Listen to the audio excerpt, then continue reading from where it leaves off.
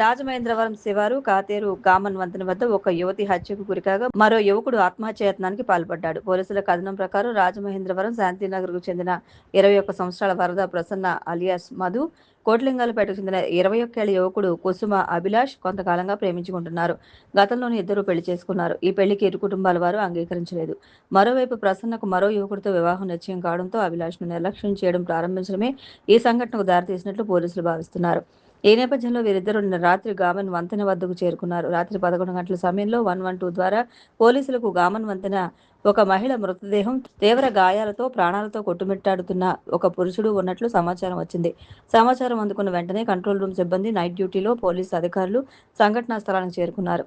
అభిలాష్ మధును కత్తితో మెడపై కోసి హత్య చేసి తర్వాత పురుగుల మందు తాగినట్లు గుర్తించారు. తీవ్ర అస్వస్థతకు గురైన అభిలాష్ను పోలీసులు వెంటనే రాజమహేంద్రవరం ప్రభుత్వ సర్వజన ఆసుపత్రికి తరలించి ప్రాథమిక చికిత్స అందించారు. అభిలాష్ను పోలీసులు విచారించి 3 టౌన్ పోలీసులు కేసు దర్యాప్తు చేస్తున్నారు. మెరుగైన చికిత్స నిమిత్తం అభిలాష్ను ప్రైవేట్ ఆసుపత్రికి తరలించారు. విధ్వంసం నుంచి వికాసం వైపు రాష్ట్రం అడుగులు వేస్తోందని, కూటమి ప్రభుత్వం ప్రజల అవసరాలకు అనుగుణంగా పనిచేస్తోందని రాజమహేంద్రవరం సిటీ ఎమ్మెల్యే ఆదిరెడ్డి శ్రీనివాస్ అన్నారు. మోరంపూడి ఫ్లైఓవర్కు ఇరువైపులా అప్రోచ్, సర్వీస్ రోడ్ల నిర్మాణ పనులకు మంగళవారం ఆయన 3.40 కోట్ల అంచనా వ్యయంతో శంకుస్థాపన చేశారు. ఈ సందర్భంగా ఆయన మాట్లాడుతూ, కూటమి ప్రభుత్వ ఆలోచన విధానం, పరిపాలన ఏ విధంగా ఉందో చెప్పడానికి మోరంపూడి ఫ్లైఓవర్ ఒక నిదర్శనమన్నారు. గత పాలకుల విధ్వంసకర పరిపాలన కారణంగా అనేక అభివృద్ధి పనులు అస్తవ్యస్తమై ప్రజలు ఇబ్బందులు ఎదుర్కొన్నారని, అందులో మోరంపూడి ఫ్లైఓవర్ సమస్య కూడా ఒకటని అన్నారు. గతంలో కాంట్రాక్టర్ను తీవ్ర ఇబ్బందులకు గురిచేయడం, కమిషన్ల కోసం వేధింపులకు పాల్పడడంతో ఆయన భయభ్రాంతులకు గురయ్యారని ఆరోపించారు. కూటమి ప్రభుత్వం అధికారంలోకి వచ్చిన తర్వాత కూడా అదే కాంట్రాక్టర్తో పనులు కొనసాగించే అవకాశం కల్పించామని, అయితే అప్పటికే ఎదురైన పరిస్థితుల కారణంగా ఇక పనులు చేయలేరని ఆయన చెప్పినట్లు తెలిపారు. ఈ నేపథ్యంలో ఎంపీ దగ్గుబాటి పురంధరేశ్వరి జోక్యం చేసుకుని కొత్తగా టెండర్లు పిలిచేలా చర్యలు తీసుకున్నారన్నారు. రాజమహేంద్రవరంలో పలు ప్రాంతాల్లో పనులు చేసేందుకు సుమారు 7.50 కోట్ల మేరకు టెండర్లు ఆహ్వానించినట్లు వెల్లడించారు. ఈ కార్యక్రమంలో పలువురు కూటమి నాయకులు పాల్గొన్నారు. తూర్పుగోదావరి జిల్లాలో సర్ ప్రక్రియను పరిశీలించేందుకు ఎన్నికల సంఘం ఓటర్ల జాబితా పరిశీలకురాలు డాక్టర్ కె మాధవీలత ఆగస్టు 13న జిల్లాలో పర్యటించనున్నట్లు కలెక్టర్ కీర్తి చేకూరి తెలియజేశారు. 3వ దశ సరలో భాగంగా మాధవీలత డ్రాఫ్ట్ ఓటర్ల జాబితా ప్రచురణ, అభ్యంతరాల పరిశీలన, ఆకస్మిక తనిఖీలు చేస్తారని తెలిపారు. అదే రోజు ఉదయం 11:30 గంటలకు బొమ్మూరు కలెక్టరేట్లో గుర్తింపు పొందిన రాజకీయ పార్టీల అధ్యక్షులు, కార్యదర్శులు, ప్రజాప్రతినిధులతో సమావేశం నిర్వహించనున్నట్లు పేర్కొన్నారు. తూర్పుగోదావరి జిల్లా కలెక్టరేట్లో కలెక్టర్ కీర్తి చేకూరి, జాయింట్ కలెక్టర్ వై మేఘేశ్వరు పీజీఆర్ఎస్లో భాగంగా ప్రజల నుంచి విజ్ఞాపనలు స్వీకరించారు. వివిధ శాఖలకు సంబంధించి మొత్తం 296 అర్జీలను స్వీకరించారు. ప్రజా సమస్యలను సత్వర పరిష్కారం చేసే దిశగా ప్రతి సోమవారం నిర్వహించే ప్రజా ఫిర్యాదుల స్వీకరణ కార్యక్రమాన్ని జిల్లా కలెక్టర్ కీర్తి చేకూరి సోమవారం కలెక్టరేట్లో నిర్వహించారు. ఈ సందర్భంగా జాయింట్ కలెక్టర్ వై మేఘస్వరూప్తో కలిసి ప్రజల నుంచి అర్జీలను స్వీకరించారు. అందిన ప్రతి అర్జీని సంబంధిత శాఖలకు పంపించి నిర్దేశిత కాల వ్యవధిలో పరిష్కరించాలని కలెక్టర్ అధికారులను ఆదేశించారు. 1100 టోల్ ఫ్రీ నంబర్ మీకోసం వెబ్సైట్ ద్వారా ఆన్లైన్లో కూడా ప్రజలు తమ విజ్ఞాపనలు తెలియజేయవచ్చునని సూచించారు.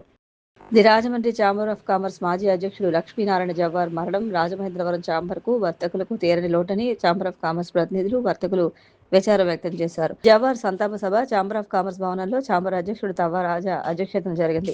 జవహర్ మరణానికి సంతాప సూచకంగా 2 నిమిషాలు మౌనం పాటించారు. ఈ సంతాప సభలో ఛాంబర్ మాజీ అధ్యక్షులు వలసానపల్లి హనుమంతరావు, బాలనాగు బలేష్ గుప్తా, అశోక్ కుమార్ జైన్, ఉపాధ్యక్షులు ఏపు మురళీధర్, గౌరవ సంయుక్త కార్యదర్శి తోట లక్ష్మీనారాయణ, కోశాధికారి అల్లంకి నాగేశ్వరరావు, ట్రస్ట్ బోర్డు కార్యదర్శి పచ్చిగోళ్ల సురేష్ కుమార్, మాజీ గౌరవ కార్యదర్శి కోడూరు శాంతారాం, మద్దుల మురళీకృష్ణ తదితరులు పాల్గొన్నారు.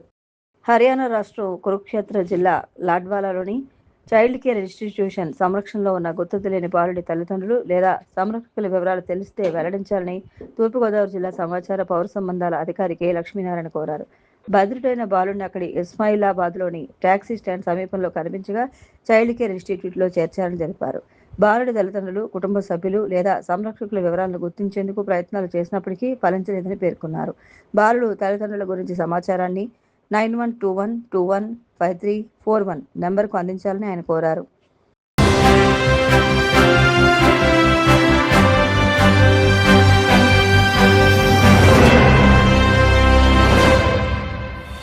నమస్కారం. సిసిసి డిజిటల్ 230 న్యూస్ బులెటిన్కు స్వాగతం. ఈనాటి వార్తలకు ముందుగా ముఖ్యాంశాలు.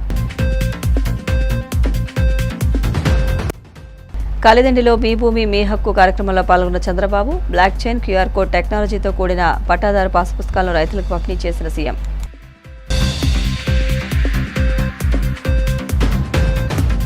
భీమవరంలో ఘనంగా హర్ ఘర్ తిరంగా యాత్ర నేషన్ ఫస్ట్ స్ఫూర్తితో వికసిత భారత నిర్మాణంలో ప్రతి ఒక్కరూ భాగస్వాములు కావాలని పిలుపునిచ్చిన కేంద్ర మంత్రి శ్రీనివాస్ వర్మ. పాలకొల్లులో ఘనంగా వెంకటేశ్వర స్వామి ఆలయ పాలక మండలి ప్రమాణ స్వీకారం. హిందూ సంస్కృతి సంప్రదాయాలు భావితరాలకు అందించేలా కృషి చేయాలన్న మంత్రి నిమ్మల.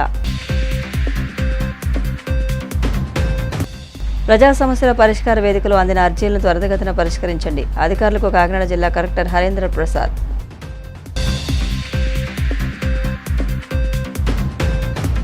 ప్రభుత్వాలు ప్రజల సమస్యలు పరిష్కరించినప్పుడే జనం జై కొడతారని, లేకపోతే గత పాలకులకు పట్టిన గతే పడుతుందని ముఖ్యమంత్రి చంద్రబాబు అన్నారు.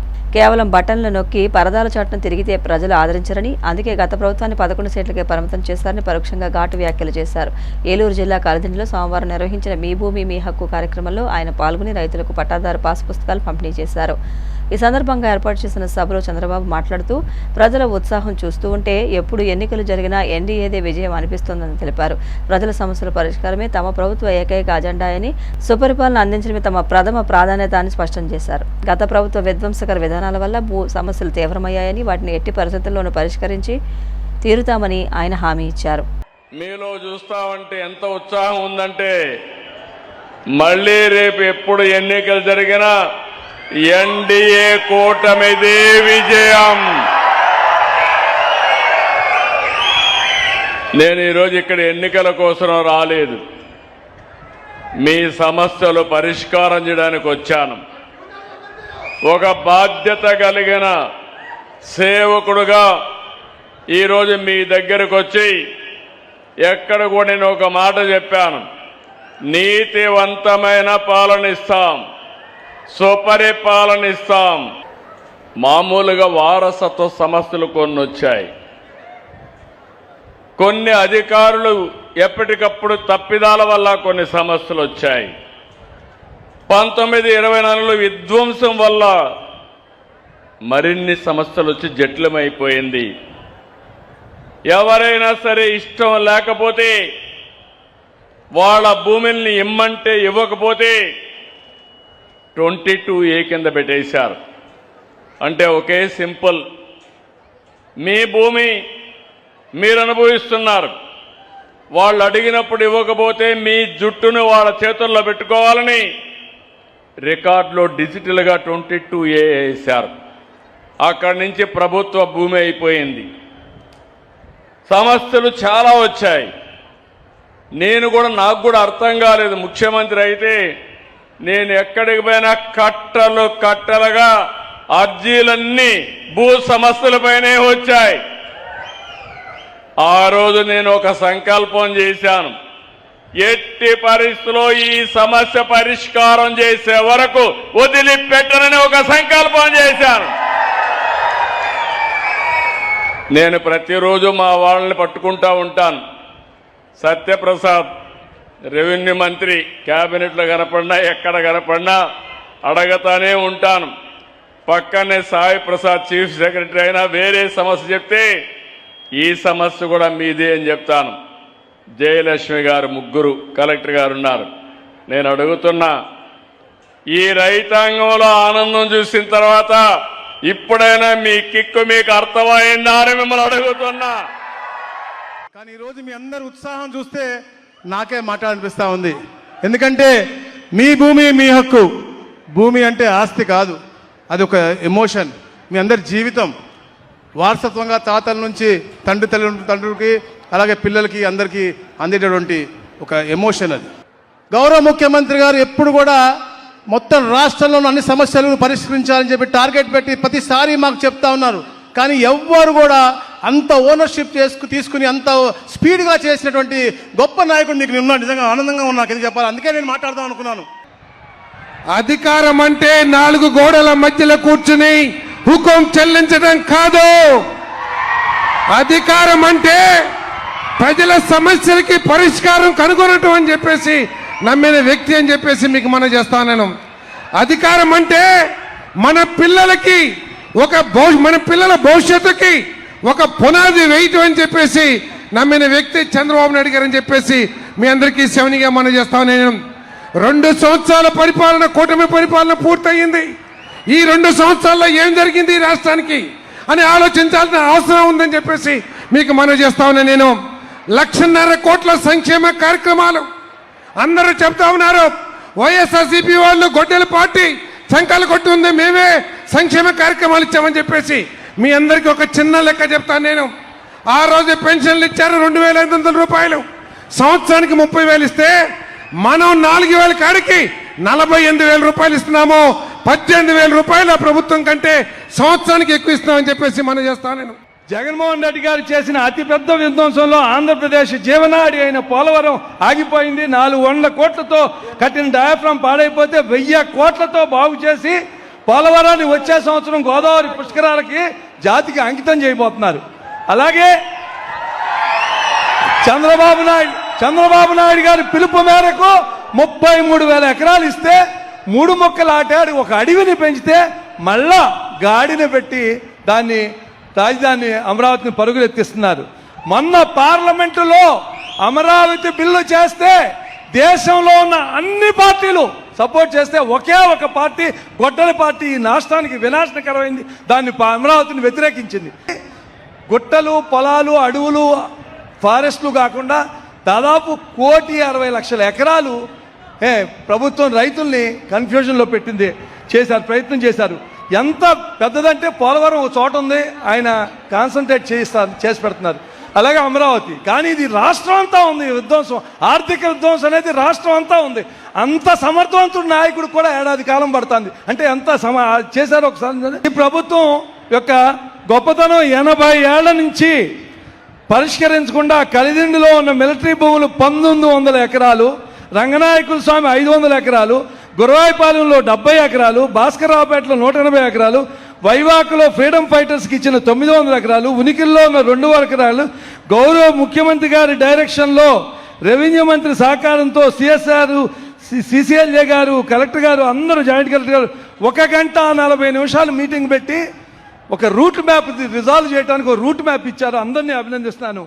నేషన్ ఫస్ట్ స్ఫూర్తితో దేశ ఐక్యత, సమగ్రతను కాపాడుకుంటూ వికసిత భారత్ నిర్మాణంలో ప్రతి ఒక్కరూ భాగస్వాములు కావాలని కేంద్ర ఉక్కు, భారీ పరిశ్రమల శాఖ సహాయ మంత్రి భూపతిరాజ్ శ్రీనివాస్ వర్మ పిలుపునిచ్చారు. దేశభక్తి, జాతీయ సమైక్యతను చాటుతూ దేశవ్యాప్తంగా నిర్వహిస్తున్న హర్ ఘర్ తిరంగా కార్యక్రమంలో భాగంగా పశ్చిమ గోదావరి జిల్లా భీమవరంలో సోమవారం భారీ తిరంగా యాత్ర ఘనంగా నిర్వహించారు. భీమవరంలోని జిల్లా బీజేపీ కార్యాలయం నుంచి ప్రారంభమైన యాత్రను కేంద్ర మంత్రి Bhupathiraj Srinivas Varma, PAC chairman, Bhimavaram MLA Pulaparthi రామాంజనేయులతో కలిసి జెండా ఊపి ప్రారంభించారు. కేంద్ర మంత్రి శ్రీనివాస్ వర్మతో పాటు కూటమి శ్రేణులు, యువత, ప్రజలు పెద్ద సంఖ్యలో జాతీయ జెండాలను చేతబూని ఉత్సాహంగా తిరంగా యాత్రలో పాల్గొన్నారు. జిల్లా బీజేపీ కార్యాలయం నుంచి ప్రారంభమైన యాత్ర ఓవర్ బ్రిడ్జ్, ప్రకాశం చౌక్ మీదుగా కొనసాగింది. మార్గ మధ్యంలో డాక్టర్ బిఆర్ అంబేద్కర్ విగ్రహానికి శ్రీనివాస్ వర్మ పూలమాల వేసి నివాళులర్పించారు. అనంతరం అడ్డవంతెన మీదుగా ఏఎస్ఆర్ నగర్లోని మన్యం వీరుడు, స్వాతంత్ర సమరయోధుడు అల్లూరి సీతారామరాజు విగ్రహం వరకు యాత్ర కొనసాగింది. ఈ సందర్భంగా కేంద్ర మంత్రి శ్రీనివాస్ వర్మ మాట్లాడుతూ హర్ ఘర్ తిరంగా ఉద్యమం, 80వ స్వాతంత్ర దినోత్సవం, వందే మాతరం 150వ వార్షికోత్సవాల స్ఫూర్తితో ఈ తిరంగా యాత్ర నిర్వహిస్తున్నట్టు తెలిపారు. ఆగస్టు 10 నుంచి 14వ తేదీ వరకు రాష్ట్రంలోని అన్ని అసెంబ్లీ నియోజకవర్గాలు, మండల కేంద్రాల్లో పెద్ద ఎత్తున తిరంగా యాత్రలు నిర్వహిస్తున్నట్లు చెప్పారు.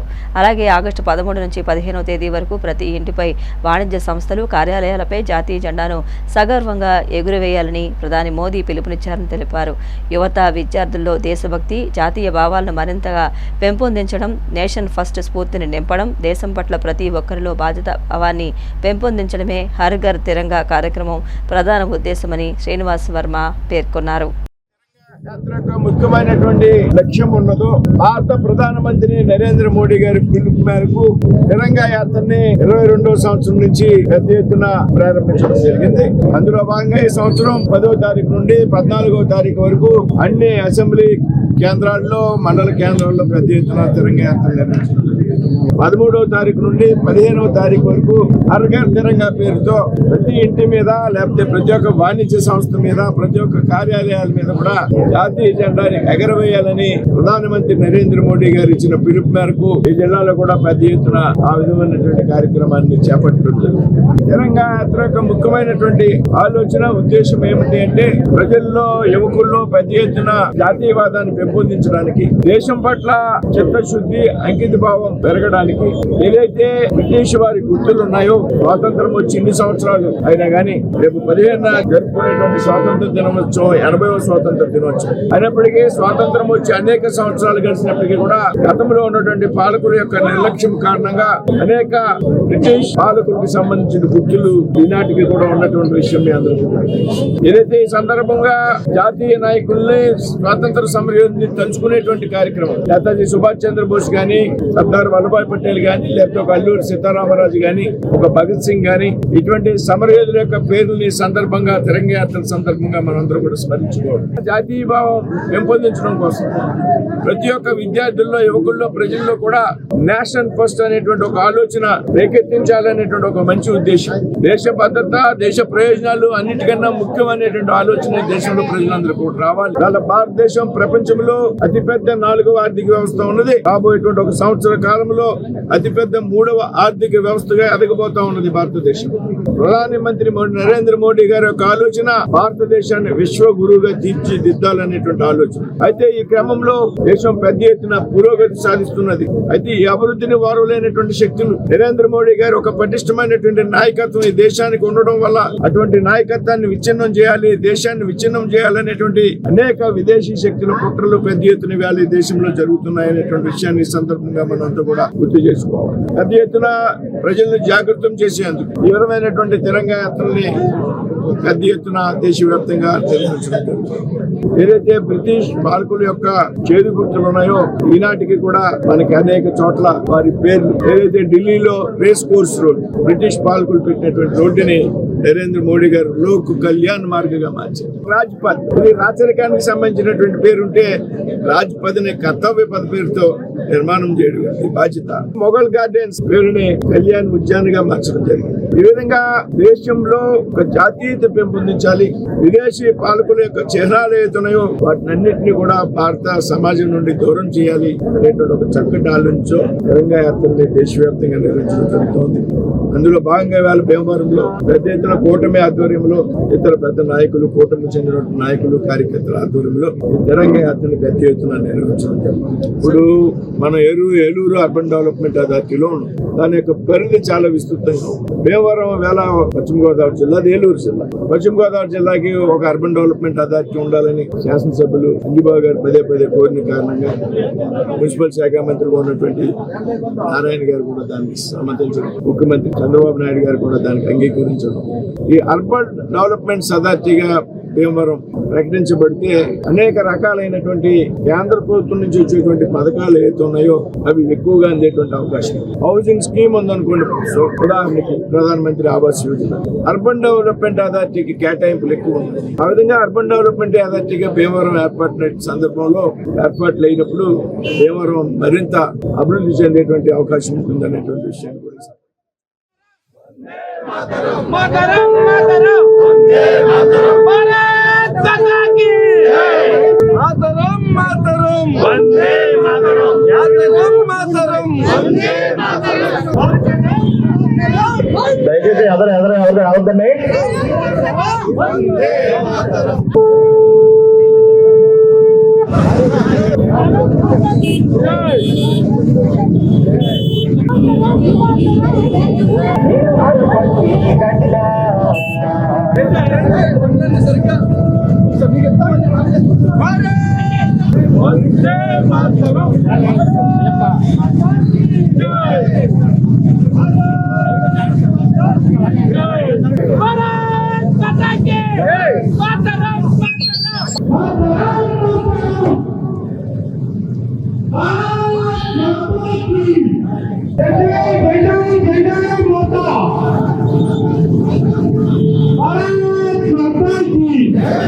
भारत माता की मातरम मातरम भारत माता की जय जय जय जय वंदे मातरम वंदे भारत सैनिकुलम वंदे वंदे मातरम मातरम मातरम वंदे मातरम मातरम मातरम की तरम वंदे मातरम भारत भारत भारत माता जय जय जय जय जय जय माता भारत भारत भारत भारत माता की भारत माता की जय जय जय जय जय जय माता भारत भारत भारत माता जय जय माता भारत भारत भारत माता जय जय जय जय जय जय माता भारत भारत भारत माता मातरम मातरम वंदे मातरम मातरम मातरम वंदे मातरम भारत माता की जय मातरम वंदे मातरम मातरम मातरम भारत माता की मातरम भारत माता की भारत माता की भारत माता की भारत माता की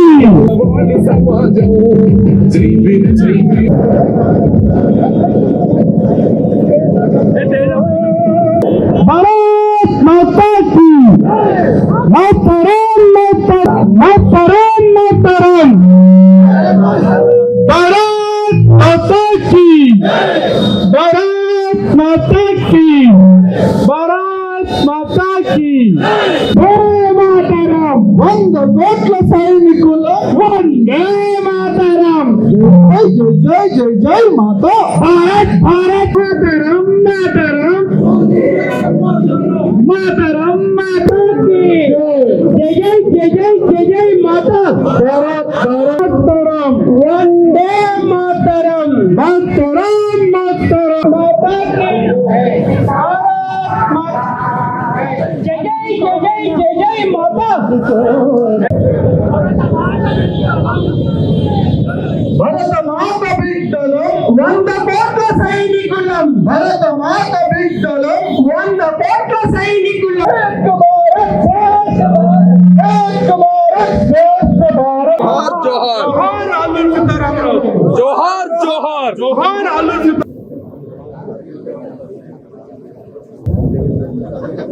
జోషి కొంచెం వెనకరావా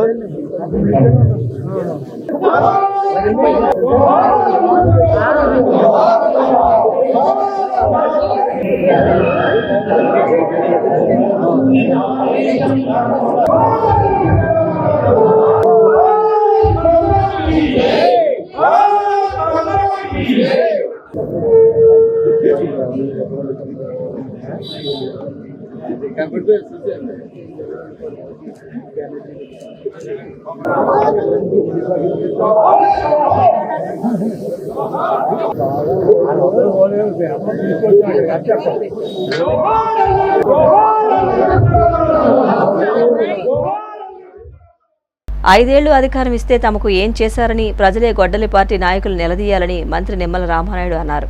పశ్చిమ గోదావరి జిల్లా పాలకొల్లు పట్టణంలోని డైలీ మార్కెట్ వద్ద వెంకటేశ్వర స్వామి ఆలయ పాలక మండలి పదవీ ప్రమాణ స్వీకారం ఘనంగా జరిగింది. ముఖ్య అతిథిగా పాల్గొన్న మంత్రి నిమ్మల రామానాయుడు ప్రమాణ స్వీకారం చేయించారు. చైర్మన్గా వెన్నకోట కృష్ణబాబు, ట్రస్టీలుగా కిడాంబి లక్ష్మీకుమారి, జామాను వెంకటరమణ, పిల్లా సునీత, ఊటాల నరేంద్ర, పిరాట్ల హేమలత, మల్లుల జయంతిమాల, బేతిరెడ్డి మల్లికార్జున రెడ్డి, తెమరి అశోకులతో ప్రమాణ స్వీకారం చేయించి అభినందించారు. అనంతరం మంత్రి మాట్లాడుతూ పాలకొల్లులో 100 పడకల ఆసుపత్రి అభివృద్ధికి కోట్లాది రూపాయలు తెచ్చి పనులు చేయిస్తూ ఉంటే ఖాళీ స్థలాన్ని వ్యర్థాలతో కూడిన మట్టితో గుత్తేదారు పూడ్చి పొరపాటు చేశారని దానిపై కూడా తగిన చర్యలు చేపట్టామన్నారు. 5 ఏళ్ల పాటు పదవులు అనుభవించి పైసా అభివృద్ధి చేయని గొడ్డలి పార్టీ నాయకులు నీతులు చెప్పే ముందు ఆచరించి చూపించాలనే విషయం తెలుసుకోవాలని సూచించారు. హిందూ సంస్కృతి సంప్రదాయాలు భావితరాలకు అందించేలా పాలక మండలి కృషి చేయాలని మంత్రి కోరారు. నా నియోజకవర్గానికి మాత్రం ఎక్కడా కూడా లోటు లేకుండా ఇవాళ మంత్రిగా ఉన్నాం, రాష్ట్రమంతా తిరుగుతున్నాం అనేటువంటి విషయం ఒక పక్కన ఉన్నా, మరొక పక్కన నా నియోజకవర్గానికి గతంలో కంటే కూడా ఎక్కువ సేవలు అందిస్తాం. ఇప్పుడే జీవి గారు చెప్పారు, 2 సంవత్సరాలు మనం వచ్చింది. 2 సంవత్సరాల్లో మరి వేళ దగ్గర మరి 1100 కోట్ల రూపాయలు ఇవాళ నియోజకవర్గానికి అభివృద్ధి నిధులు తీసుకొచ్చాము అని అంటే ఈ పాలకొల్లు నియోజకవర్గ ప్రజల యొక్క మరి వాళ్ళని రుణం తీర్చుకోవాలనే ఉద్దేశం అణువణులో నాకు ఉంది. కాబట్టి ఈరోజు 1100 కోట్లు 2 ఏళ్లలో ఎంతో శ్రమించి, ఎందుకంటే రాష్ట్ర ఆర్థిక పరిస్థితి చాలా క్లిష్టంగా ఉంది. వెంటిలేటర్ మీద ఉన్నటువంటి ఆర్థిక స్థితిని మనకు వారసత్వంగా ఇచ్చింది గత ప్రభుత్వం. మీ అందరికీ తెలుసు, వెంటిలేటర్ మీద అంటే సగం వరకు ఆస్తులు ఎదుర్కొన్నట్టే పేషెంట్ ని.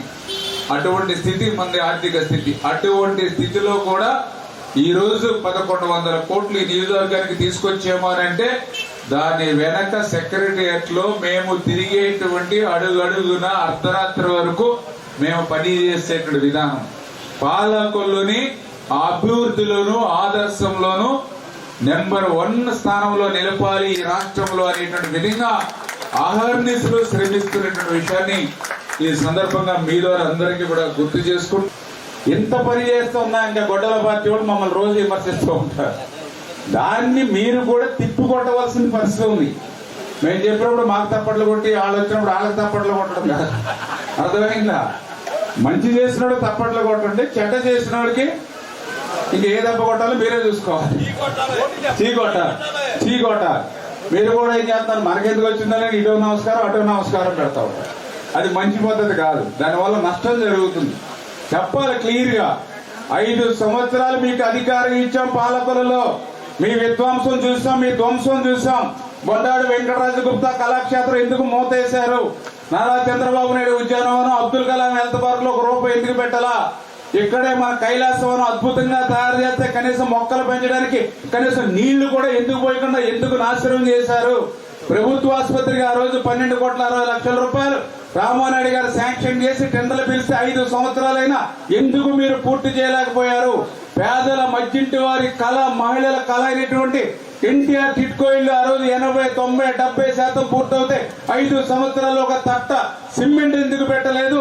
ఒక ఐరన్ మొక్క ఎందుకు పెట్టాలో? ₹1 ఎందుకు ఖర్చు పెట్టకపోతే ఖర్చు పెట్టకపోయారు. మా ఇంటి మీద 3,65,000 రూపాయల రుణం మీరు ఎందుకు తీసుకున్నారు? ఇట్లా చెప్పాలంటే ఎన్నో ప్రశ్నలు ఉన్నాయి. ఇప్పుడే చెప్పాను, దమాయిపర్తి డ్రైన్ ఆ రోజు 14-19లో దమాయిపర్తి డ్రైన్ కోసం గాంధీ బొమ్మల సెంటర్ లో బట్టలు ఇప్పుకుని అక్కడ ఆ రోజు ధర్నా చేశారు. మరి నీకే అధికారం వచ్చింది కదా, 5 సంవత్సరాలు ఎందుకు పూర్తి చేయాల? ఆ రోజు బట్టలు ఇప్పుకుని ధర్నా చేసిన వాడు ఎందుకు పూర్తి చేయలేకపోయావని ఎవరైనా ఒకళ్ళు అడిగారా? ఇలా ప్రతి విషయంలో డ్రింకింగ్ వాటర్, త్రాగునీరు ఉంది. ఈ రోజు హాస్పిటల్ పుష్కలంగా మనం డబ్బులు ఇస్తూ ఉన్నాం. ఎక్కడి నుంచి ఇస్తూ ఉన్నాం? పుష్కలంగా డబ్బులు ఎందుకు ఇస్తూ ఉన్నాం హాస్పిటల్స్ కంటే? మనకి డ్రింకింగ్ వాటర్, త్రాగునీరు మీదే మనకి ఎక్కువ జబ్బులు వస్తూ ఉన్నాయి. 100% మనం వచ్చేటువంటి జబ్బులకి కారణం వాటర్, కారణం సురక్షితమైన త్రాగునీరు కాకపోవడం. ఎందుకంటే ఈ రోజు గోదావరి నుంచి నీరు వస్తూ ఉంది. గోదావరి మెయిన్ కెనాల్స్, పెద్ద కాలువల నుంచి చిన్న కాలువలు, చిన్న కాలువ నుంచి బోధుల నుంచి చెరువుల్లోకి వస్తూ ఉంది. మీరు చూస్తే నేను ఇరిగేషన్ మంత్రిగా చూస్తూ ఉన్నా. కాలువల మీదకి వెళ్తూ ఉంటే ఎక్కడ ఏ పశువు చనిపోయినా కాలువలో పడేస్తూ ఉన్నారు, ఏ కుక్క చనిపోయినా కాలువలో పడేస్తూ ఉన్నారు. కొన్ని చోట్ల అయితే పౌల్ట్రీలు ఉంటే చనిపోయినటువంటి కోళ్లన్నీ కూడా మూటలు కట్టి ఆ మూటలు కూడా కాలువలో పడేస్తా ఉన్నారు. రాష్ట్ర ప్రభుత్వం ప్రతిష్టాత్మకంగా నిర్వహిస్తున్న ప్రజా ఫిర్యాదుల పరిష్కార వేదిక కార్యక్రమంలో అందిన ప్రతి అర్జీని క్షుణ్ణంగా పరిశీలించి అర్జీదారులకు సంతృప్తికరమైన పరిష్కారం అందించాలని కాకినాడ జిల్లా కలెక్టర్ ఎంఎన్ హరేంద్ర ప్రసాద్ ఆదేశించారు. కాకినాడ కలెక్టరేట్లోని వివేకానంద హాల్లో నిర్వహించిన జిల్లా స్థాయి పీజీఆర్ఎస్ కార్యక్రమంలో కలెక్టర్ హరేంద్ర ప్రసాద్, జిల్లా జాయింట్ కలెక్టర్ అపూర్వ భరత్, డిఆర్ఓ డాక్టర్ తిప్పేనాయక్ తదితరులు జిల్లా నుంచి వచ్చిన ప్రజల నుండి అర్జీలు, వినతులు స్వీకరించారు. ఈ సందర్భంగా కలెక్టర్ మాట్లాడుతూ ప్రజా ఫిర్యాదుల పరిష్కార వ్యవస్థ ద్వారా ప్రజల నుంచి వచ్చిన దరఖాస్తులను సంబంధిత శాఖల అధికారులు తప్పనిసరిగా క్షేత్రస్థాయిలో పరిశీలన చేసి నాణ్యమైన పరిష్కారం అందించాలని సూచించారు.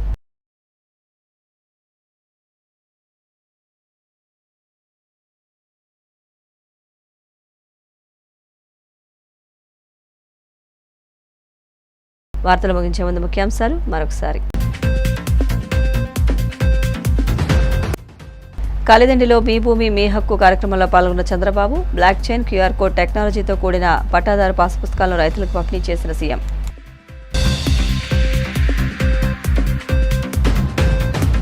భీమవరంలో ఘనంగా హర్ఘర్ తిరంగా యాత్ర, నేషన్ ఫస్ట్ స్ఫూర్తితో వికసిత భారత నిర్మాణంలో ప్రతి ఒక్కరూ భాగస్వాములు కావాలని పిలుపునిచ్చిన కేంద్ర మంత్రి శ్రీనివాస్ వర్మ. పాలకొల్లులో ఘనంగా వెంకటేశ్వర స్వామి ఆలయ పాలక మండలి ప్రమాణ స్వీకారం, హిందూ సంస్కృతి సంప్రదాయాలు భావితరాలకు అందించేలా కృషి చేయాలన్న మంత్రి నిమ్మల. ప్రజా సమస్యల పరిష్కార వేదికలో అందిన అర్జీలను త్వరితగతిన పరిష్కరించండి, అధికారులకు కాకినాడ జిల్లా కలెక్టర్ హరేంద్ర ప్రసాద్.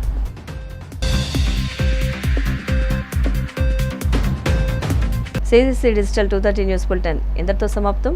నమస్కారం.